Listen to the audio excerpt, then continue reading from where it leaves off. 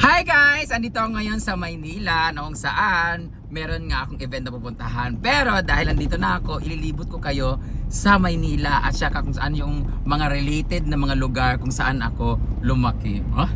Born and raised here. So papakita ko sa inyo ang mga itsura ng Maynila from Quiapo, UST, yung Espanya Boulevard, papunta ng Manila City Hall, Luneta Park, ano ba yung mga dinaanan natin, lahat-lahat kung ano yung madadaanan natin, tingnan nyo, parang kunwari nakapasyal na rin kayo ng Maynila. I-enjoy nyo lang itong video na to kasi may mga paririnig kayong hindi ka nais-nais. Bye bye! Yan yung Santo Domingo Church. Hello, Santo Domingo Church, kung saan dyan ako nagsisimba dati. At dyan ako nakatira dati sa Barangay Tatalon, sa Banawi banda. Ano na? Quezon City pala. Diyan kinasal si Marojas and si Corina Sanchez. Ang abay po nila ito. Ayan, batch po nila yan. Cesar Montano. So, papunta na tayo ngayon sa may UST School. Di ba, Nay? Yes. Dito talaga ako, 2007 talaga. Ayan. Nagreklamo na si Scarlett kasi daw masyado matagtag. Yun yung Santo Domingo Church, guys. Ililibot ko kayo sa buong Manila. Ayun yung content ko ngayon. Yay! We're going to Manila. Susuruin natin ang Manila, guys. Dati sa Luneta. Nadaan din ang Luneta? Yes. Ayan, nakalimutan ko pala mag-vlog, guys. Yan yung Santo Domingo sa may Quezon City. Quezon Avenue, no? Binabaybay natin ngayon ang Quezon Avenue. Yan. Tapos, dadaan tayo ngayon ng Welcome Rotonda. Sa may Rotonda, sa may Welcome. Na kung saan hindi pala natin madadaanan yung yung may bilyaran dati. Yung Lakay. Oh, Lakay. Diyan ba yun, ma? Lakay ni Dante, bilyaran ni Lakay, ano to? Lakay lang, yung gimikan natin. Nakalimutan natin yung, hindi ko napakita sa inyo yung guys, yung Pegasus. Yan, mamayang gabi naman yun. May makikita natin yung Pegasus, yung Sogo kung saan kami nag-check-in ni Kuan. Ay! Yung Pegasus kung saan nagtatrabaho si nanay dati. Ayan, marami pa yung supply doon ng mga babae. So, tapos na tayo doon sa may stoplight kung saan medyo traffic. Dito naman tayo sa approaching Welcome Rotonda, ang isa sa pinakasikat nga rotonda din. Pag sinabing Welcome Rotonda sa may Quezon Ave po yan. Yan ay intersection ng Banawi. Banawi ito na no? Hindi lagpas na. Doon ang Rodriguez and Espanya. Magtawid dun tayo Espanya na. Welcome to, pagpasok natin dyan, pagtawid natin itong Welcome Rotonda. Ayan. Dito na tayo sa may Welcome to Manila. Din na ang boundary ng Manila area. Ayan. Kung saan we are approaching UST, University of Santo Tomas. Welcome to the city of Manila. Ayan. Ito yung isa sa sikat na KFC na in-applyan ko dati tapos naligwak ako. Hindi ako natanggap. Di ba may KFC dito na igilid? Yes, sa gilid. Di ba may kainan dyan sa may yung may reles? Dito ba yun? Di. Yung parang mga lugaw-lugaw. Blooming Treat. Yeah. Doon sa kabila na yun, no? Dito pa rin tayo sa may Hindi ko alam kung anong pangalan ito. Espanya. Espanya to dito. Espanya. Espanya Road. Ayun yung KFC pinasukan yun. Ayan. Asaman? Ito, sa gilid. Hindi yan dyan. Dito yun ka. Alam ko may KFC dito banda. Ay ba, lipat na siya. Bali na siya guys ang KFC. Alam ko meron yun dito sa may rotonda sa may Jollibee ba? Ay, KFC ngayon yung may parang overpass. Oh, wala na, yan na. Wala na, nilipat na siya. Hello KFC, gilid siya ng Tokyo, Japan. We are here at Mercedes Street and Espanya Boulevard. May bar dyan dati, tumutugtog sila tikara. Traffic light ulit tayo. Charan! Dito na tayo. Tapos na tayo tumawid ng stoplight. Ang dami stoplight dito. Malapit na sa UST. Malapit na tayo sa UST guys. Stress na kasi yung si Scarlett. Pagod na pagod sila kakayo ko. Yang. Dito. Diyan naman sa may pantaan. Papasok dyan yung mga basta. Dito na. Vito Cruz. Ay hindi pala. Street lang pala. Papakita ko sa inyo kung sa dadaan tayo ng Isitan Recto, ganon. Lahat. Dala natin na isip. Kalimutan ko na kasi. This is the nagtahaw. Pailalim, di ba? Oo. Dyan 2007 guys, ano din kami. Mga illegal yung mga trabaho ko dati dito. Ay, mga lalaki. Dito ito yung ST. Tabi natin ng USDI. Yung trabaho ko dati ay nagko-kolekta, yung amo ko dati napapagawa kami ng mga yung mga fixer pala tawag doon, yung gumagawa ng mga NBI ng mga peke. Ayan yung SUST, gilid lang siya guys ng highway. Ayan, yan papasok diyan, may malawak na yung parang stadium nila diyan. Ang ganda na, bago pala to, no? Bago na yung building nila, oh. Magkitang-kita na yung diyan nag-graduate ang aking idol na si Cici Rondina. Ayan yung kanilang stadium diyan, parang tawag nito. Ayan, stage yan, malawak na parang field. Ayun, yun, doon sila. University of Santo Tomas. Ayan.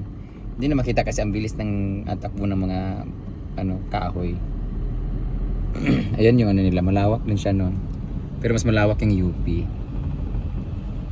Dito na tayo, pagbaba natin diyan, pag akyat Quiapo na, di ba? Oo. So, pagtawid dyan ng Fusion Alley. Fusion Alley. Yung kinakainan ng mga Yung yung binablog din parang street. Yeah. So dati, dyan kami, tapos sa likod dyan yung lakay, nagiinom kami dyan, sa gilid. Yan. Tapos unahan yung Blooming Treat na, di ba? yung Fusion Alley. Apit. Doon? Oo, dire-diretso. Doon lang pala. Yan, likod niya, Fusion Alley. Yun pala yung yung sikat na kainan.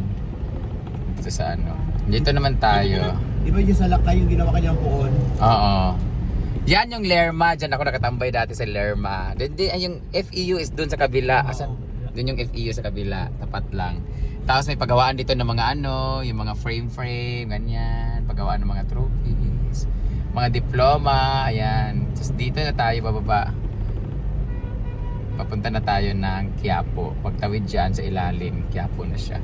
Yan na yung recto. Di ba? Yes. That is the Isitan, kung saan kami nakatambay dati. Ngayon ang laki na mga ang laki na ng mga pamangkin ko. Dati hawak-hawak ko lang siya. Ayan yung amo ko dati, si Carl Balita. Ayan, isang sikat na review center dito sa Manila, sa buong Pilipinas. Amo mo ba yan? Amo ko yan siya nung umalis ako dito sa pag-fixer, nagtrabaho ako sa burger machine. Nung natanggal ako sa burger machine kasi nagnakaw ako ng 500 pesos, pinadala ko sa probinsya kasi kailangan pambayad. So natanggal ako. Pagkatanggal ko, nagtrabaho ako sa isang spa. Tapos ang may-ari ay si Carl Balita sa May Timog. Ayan! Hello sir, I hope you still remember me. Hello sa mga boss ko dyan na nag-fire sa akin. Tinanggal din ako sa spa kasi nagalit sila. Hindi ko napapos yung kontrata ko, 5 months lang ako.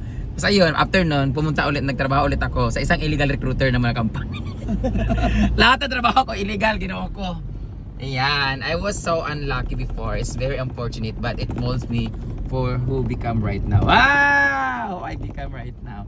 Dito na to sa ilalim ng Undertakers. Alam niyo ba guys, dito sa ilalim, diyan yung dyan ba na may mga nagbebenta dyan sa ilalim, di ba? Ayan. Dito ako nagbebenta. Guys, ipapakita ko sa inyo kung saan ako nakapwesto. Nagbebenta ako ng mais from Tondo.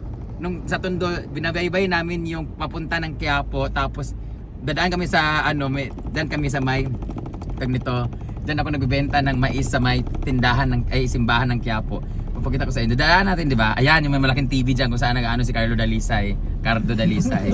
Diyan, marami dyan. Diyan kami dati nakaabang. Mga hold upper din kami dati. Diyan kami dati.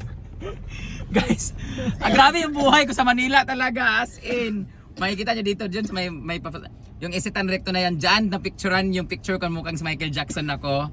Yung I was 17 years old. Dumating ako ng Maynila kasi 2007. February 27, 2007. Nung pumunta ako ng Maynila, I was 17 years old. So napunta ako ng Tondo. Tapos sa Tondo, nagbibenta ako ng mais sa Quiapo. Tapos dito ako nagtatambay kasi from umaga, kailangan alas 5, alas 6 pa lang nagtutulak na ako ng mais kasi mainit na masyado yung alas 7, alas 8. So dapat before 8 nandito na kami sa Quiapo. Uwi kami ng mga alas 5 na pag ubos na yung mais. Ubos o hindi, basta alas 5 uwi na kami alas 4 para pag uwi namin alas 6 na. So 2 hours namin lalakarin. Ayan yung simbahan ng Quiapo, the very famous and religious church. Very miraculous. Diyan ayan si Cardo Dalisay, ayan. Yung TV na yan dyan di ba may porn dyan dati na na play? Diyan ba yun? Tapos ito yung Diyan ako nagbebenta ng mais. Alam, may maraming tao sa Quiapo. Yan, may Sunday pala ngayon. Diyan ako nagbebenta ng mais sa Quiapo, guys. Sakita ko na iyak naman ako. Yun yung dahilan kung bakit ako ngayon naging brain damage kasi naging damage talaga ako sa pagbebenta ng mais. Ayan, ipapakita ko sa inyo ang daanan kung saan kami nagbabaybay, nilalakad namin yung from Tondo ha. Isipin mo from Delpan, Tondo. Sa mga taga Delpan dyan ako nakatira dati.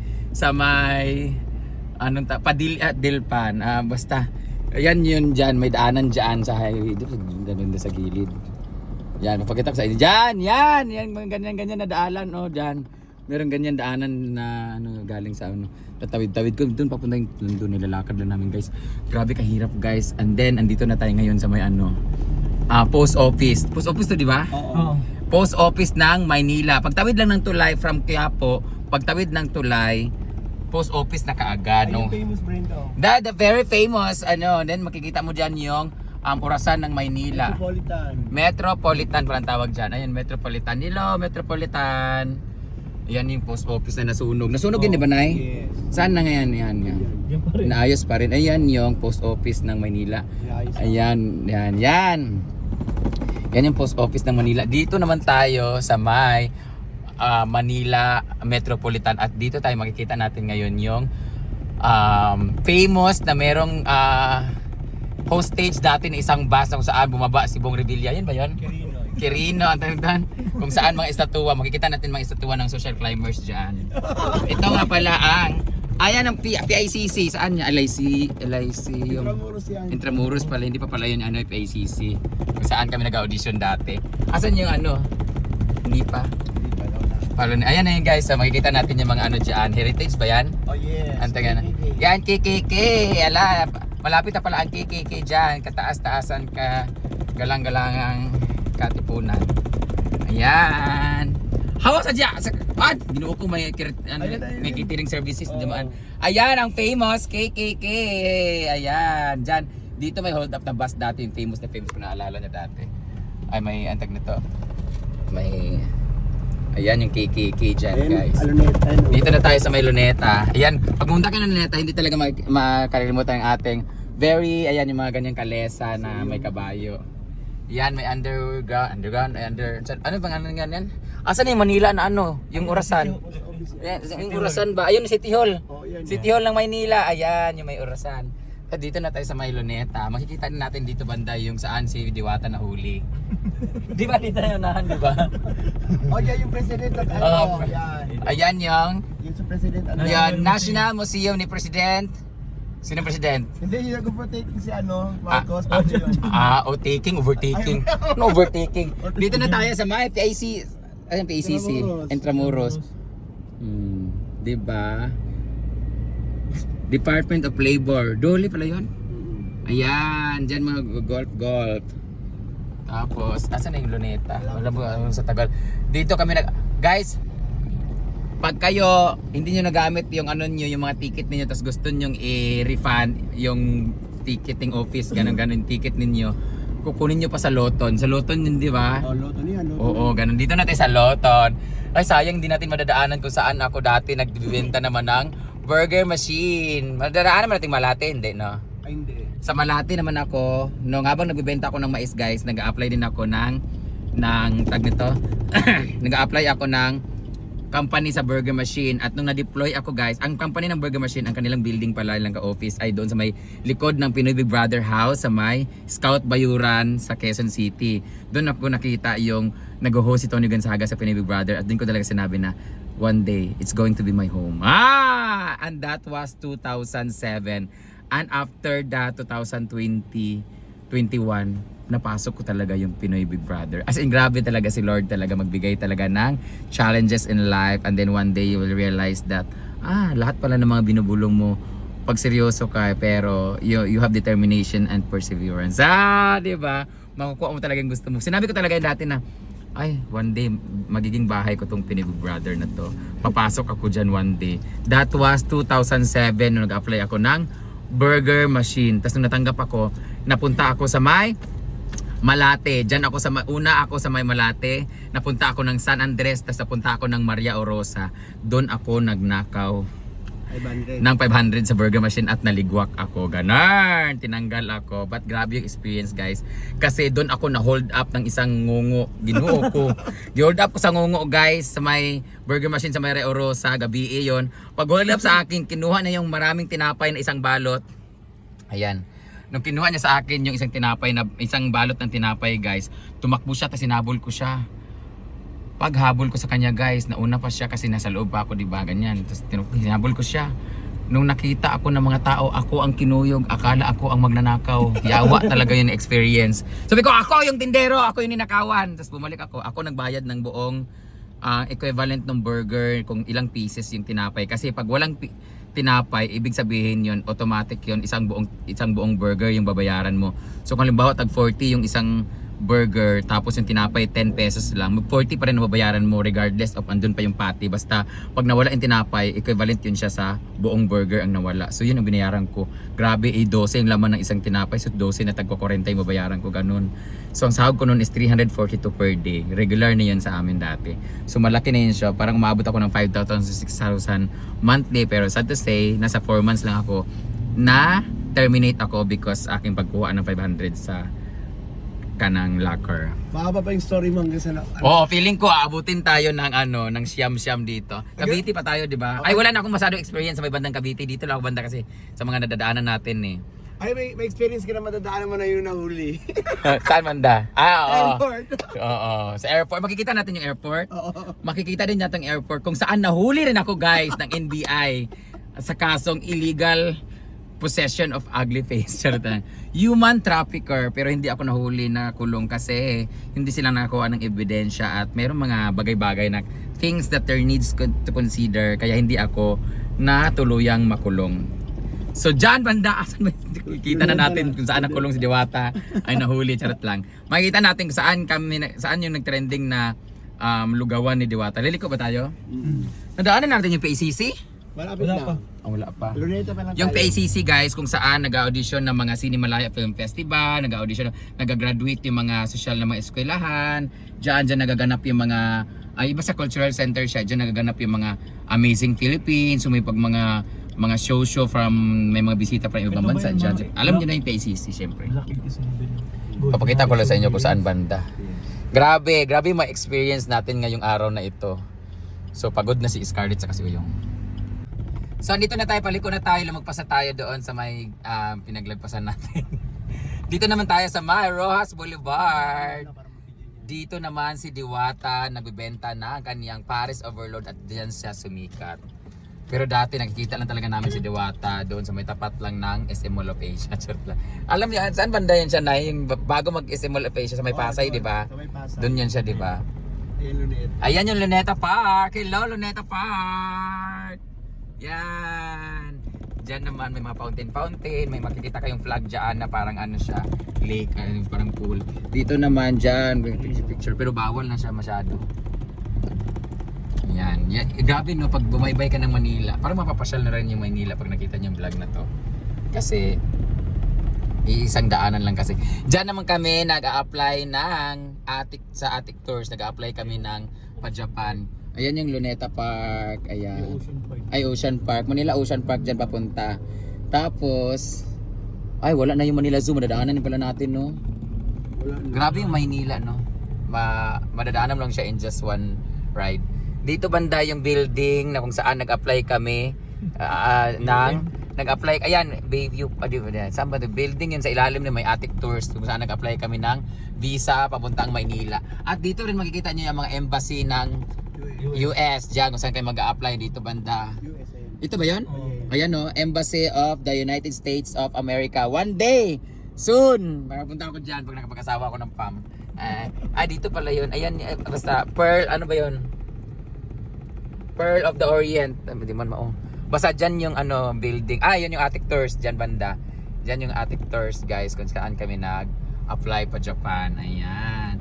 Tapos dito na yung Manila Bay, kaso hindi natin makikita. Makikita ba natin? Madadaanan na, di natin madadaanan yung Manila Bay siya. Ano yung Dynamite? Bago na? Hindi yung Dolomite. Manila, Dynamite, Dolomite? Manila Bay Walk, Dolomite Beach. Ayan yung beach guys. Dati naglalakad-lakad lang kami diyan dati. Wala pa yan diyan, may mga bar pa dito sa up and down na yun, no. Yung para siyang ano na bar. Ayan, gina Mandamus. Ayan, Mandamus. Mandamus Agencies Office. Ayan, kung gusto mong gumawa ng ginamos, diyan kayo sa Mandamus. Charot lang. Hindi ko alam saan ba yung Mandamus. Pag pumunta kayo ng Mandawi tsaka Imus, diyan kayo mag-a-apply ng visa. Mandawi tsaka Imus. Dito tayo sa Pedro Hill Street, City of Manila. Malate. Tapos dyan, sa may Malate na yun dyan, Pedro Hill. Ayan, alam ko yung mga Pedro Hill dyan, Maria Orosa, San Andres Bukid. Basta, dyan naman sa may Malate, dyan naman mag-a-apply kayo ng seaman. Dyan niya, marami dyan kami mga customer na seaman. Grabe, yan pinakauna kong branch or na, branch ba tawag nun? Pinakaunang branch ang aking Malate, dyan banda. Pinakaunang branch ng Burger Machine. Grabe talaga yung kasi bumagyo, natumba yung poste ng ilaw, natumbahan yung aking store. Nawalan kami ng kuryente. Lahat ng pagkain namin ng mga frozen ay nilipat sa Maria Orosa. And it took 2 weeks para mag-ayos ng aming store na branch. So nilipat ako sa Maria Orosa. Kaya napunta ako sa Maria Orosa. At doon ko nakita yung parang ano doon, para siyang PACC. Parang ano ba yun? Sa San Andres. Doon mayroong antag nito, stadium na kung saan nagbaboxing si Manny Pacquiao. Kaya doon ko nakita si Manny Pacquiao dati. Nakita ko siya, piste, kamukha ko rin pala. So, ayun, hindi na ako napapicture. Diyan kami nag-racket lang ni Didong. Ayan, Patio Lounge. Basta, diyan nakapag-racket na kami diyan. Mga taga-immigration ng aming ano. Ayan yung ano na yun, no. Si Ma'am Ann. Doon kami sila Ma'am Ann, Ma'am Glenda. Yan, mga immigration officers yan sila guys, na dyan sila kinukuha nila kami dati. Guys, grabe. Ayan, ang ganda pala ng biwok ngayon kasi nilagyan ng ano. Yan dati. Dati diba hinuli ako sa immigration, pero ngayon kinukuha nila ako mag-show. Sabi ko, hindi nyo ba alam na muntik na ako makulong dahil sa inyo? Dahil sa immigration, muntik ako makulong, pero nung naging brand damage na ako, kinukuha nila ako for show. O diba, meron talagang mga bagay-bagay talaga na kung ano yung mga nakita mo dati, i-connect pa rin kay ni Lord, pero in the positive way na dili na sa mga negative o mga illegal recruiter and everything. Yan nga pala yung mga yate na nabili ko, pero binenta ko rin siya kay Willie Revillame. Yan yung mga yate, ang daming yate guys, oh. Kanang bitong dagan kay kagyate inyo, wala kay kwarta, wala kay pambilit sa gas, makaingon lang yate, ngano nagpalit man ko. Yate kayo. So, that was the yate. Dito na tayo ngayon sa Quirino Avenue. Diyan naman papunta Manila Zoo, no? Oo, pakaliwa. Yan di ba? Papunta Manila Zoo, tapos diyan naman kami, diyan sa may bandang likod na Manila Zoo, diyan naman yung Horizon Plaza. Tama ba, Nay? Horizon. So, kaan kami, first movie ko sa Star Cinema with Vice Ganda, ang The Mall de Merier. That was shotted. Basta, ano bang past tense nun? Basta sinut siya sa may Horizon Plaza Mall, na kung saan it's very memorable talaga sa akin kasi it's really my first movie na Star Cinema pa siya. O, diba? Bonggang-bongga. Kapuya mag-vlog na ikaw, ba't si camera bitaw? Ako sa mag-drive eh.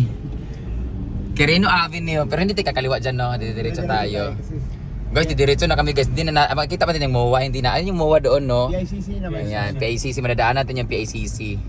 Yan, diretso lang to siya guys. Doon banda yung papuntang papunta na ng San Andres, pabalik na ng no? Doon lang. Jones Bridge. Doon ba yon? Yeah, exactly. Yan, alam ko na yan. Tapos, ito na yung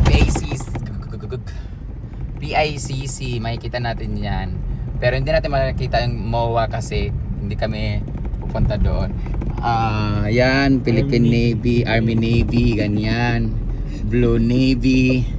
Ayan, dyan kayo mag-Navy. Ayan, pagkasunod ng 8, Navy! Sunod ng Navy, G! So, diba? Dito na tayo sa PICC. Yan, I auditioned there facing Miss Loris Guillen, Joel Lamangan. Ang dami kong mga nag-audition ako dyan dati. Pag mga indie film, mga Cinemalaya Film Festival, dyan ako nag-audition guys. Grabe, as in hindi ako matanggap-tanggap, pero naging brand damage ako nung nakilala ako as artista. Dyan ako nag-rampa bilang artista na, alam mo, meron talagang mga bagay yung sabi ko sa inyo, i-connect tayo pa rin sa mga past natin, pero hindi na siya same situation. Dati pupunta ako dyan para mag-audition, hindi talaga ako matanggap-tanggap, 4 na beses ako nag-audition dyan. Ang dami kong mga batikan na aktor na nakasabay. Hindi ako matanggap-tanggap kasi syempre, di ba? Wala pa akong pangalan noon, hindi pa ako masyadong magaling mag-arte, tapos mga ganyan-ganyan. Nag-umpisa pala ako mag-extra. Tapos yun, ginawa ko yun siyang stepping stone, step by step. Noon naging brand damage na ako, pumunta ako dyan para rumampa, para sa isang press conference and, ang tawag nito, parang, ang tawag nito na kanang, Kana ba opening na sa inyong movie bitaw? Yan, yung mag-opening na yung movie ninyo. Anong Premiere night. parang premiere night ganyan. Nagrampa ako diyan, guys. At yun yung Star City. Ay, ano ba yun? Star City pala yan Star City, guys. Grabe, memorable din sa akin yung Star City kasi dati sobrang obsessed ko sa mga bagay-bagay sa Manila. Dinala ko sa Star City. Ultimo yung parang sticker sa kamay. Ay nako, pinalaminate ko, guys, at nilagay ko sa wallet kasi very memorable sa akin niya. Nakasakay na ako ng ano. Malay natin, di ba? Sabi ko sa wala, baka mamatay tayo ng maaga tapos wala tayong mga remembrance. Pinalaminate ko talaga yung mga sticker ng ano, yung wristband para sa Star City, yung first time ko sumakay sa mga rides sa roller coaster, sa Ferris wheel, mga ganun-ganyan. Grabe, mga bagay talaga na ganun na kailangan mo siyang i-reminisce kasi nga minsan mo lang siya magawa sa buhay mo. Ay, sabang nalugpasan natin yung kay Diwata? Wala, hindi tayo makakadaan. Hindi tayo makadaan yung ganina doon. Oo. Sa Oo. ilalim dapat. Sa ilalim ng puting ilaw pala yun si ano. Diwata. Kaso nandito kami sa taas. Kami ang Diwata ngayon kasi nandito na kami sa taas. So, ayan na, guys. Yun lang muna yung vlog natin kasi pagod na ako magchika. Saan na ba to banda? Doon na yung MOA. Nakita natin yung MOA doon, di ba? Oo, dadaanan pa rin natin. Yan, makikita natin yung PNB ba? PNB. Bababa na tayo. Diretso na to, guys. Papunta na kami doon sa may ano, research. Charot lang. So bye-bye! I hope wala kayong nakuha na kwenta dito sa vlog na to. Wala naman siya kwenta, charot-charot lang. At least nakita ninyo kung ano ang itsura ng Maynila. Pero it was just a quick and very concise vlog. Diba? So next time, babalik kayo dito. Lilibutin ko ang buong Manila para sa mga hindi pa nakapunta ng Manila. At least mainggit kayo. Charot lang. Bye-bye!